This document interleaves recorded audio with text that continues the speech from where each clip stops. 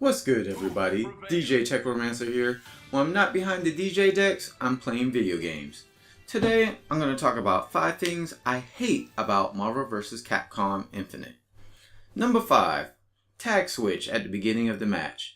In the classic Marvel vs. Capcom vs. games, you're able to switch who starts from team lead by holding the corresponding buttons and switching up who you are. I used to love this during the arcade days because you go into the arcade and even though they see your team, I was mostly known for my legendary Gambit and Sabretooth combination, which everybody hated, but I would switch up who would be first. My team lead was Gambit, but a lot of times I like to switch it out and put Sabretooth first. And you can't do this in this game, and that's kind of depressing. I would like to not always have Dante as my team lead and maybe start off with Gamora, but oh well, cookie crumbles. What can you do? Number 4, option to turn off easy combos off. And the reason why I say this, and I know I'm going to get a lot of flack for this, for a lot of new players. I'm not hating on the new players. I actually like the fact that they're thinking of new ways to bring in new players that are not used to fighting games and trying to learn how to play games. However, I would like the option for veteran players to turn off the easy combos. And I think it's just a quick little thing, just to turn it off and have it. But I know this is how fighting games are designed now. They're designed with an easy option just to help new players get into the game, do easy combos and stuff like that. But I also feel that once a new player gets into it and starts learning, they should be able to have the option to turn it off so that way they don't mess up or drop a combo by pressing maybe twice on the easy combo button and then trying to go into regular combos that they normally do. That's just me. Maybe I'm wrong, but that's just me. Number 3. You can only use 1 stone in the match.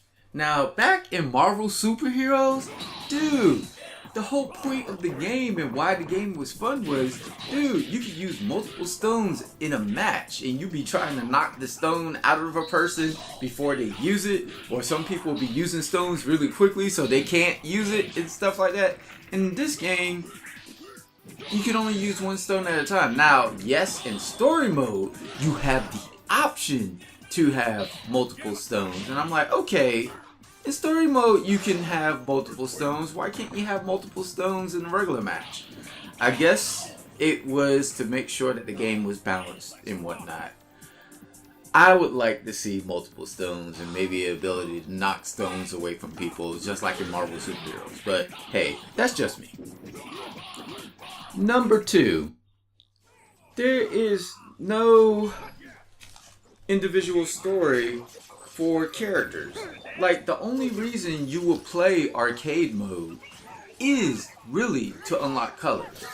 Because in the end of the day, all they give you is this nice little splash screen and it says thank you. And that's it. It would have been really cool to have another incentive to have individual character story on top of the story mode that you have. I mean, Injustice does this. Taken does this. Come on, Capcom. Why doesn't Marvel vs. Infinite does it? Oh well.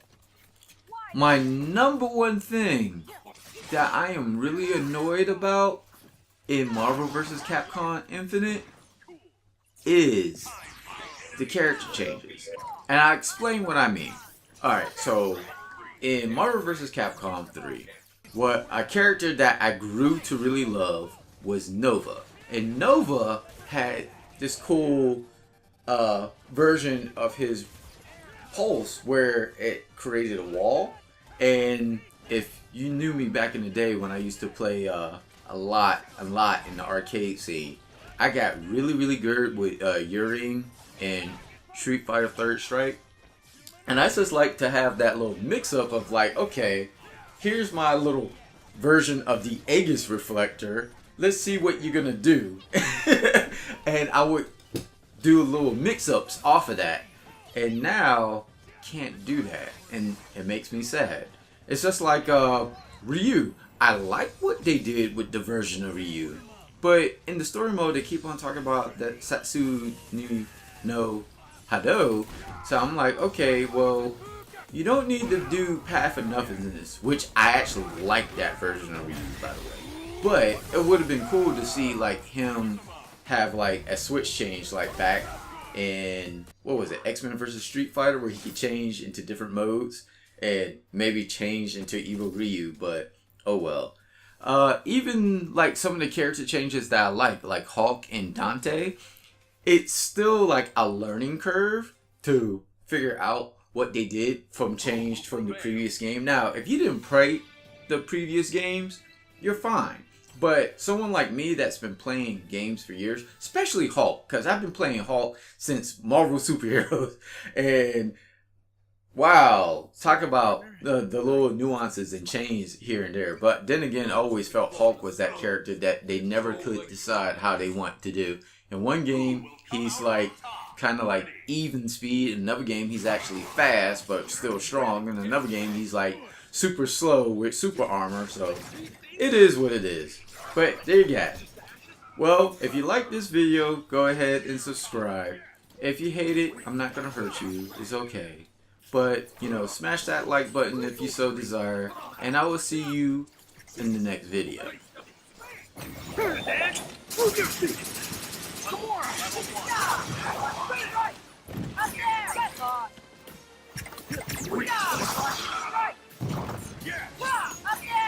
Activating. No.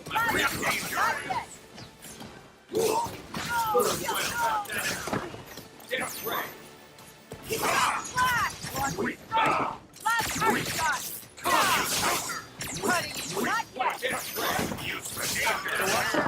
Reality zone.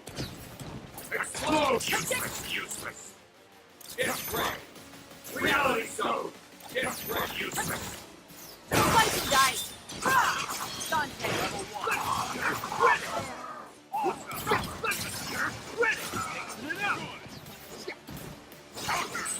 1.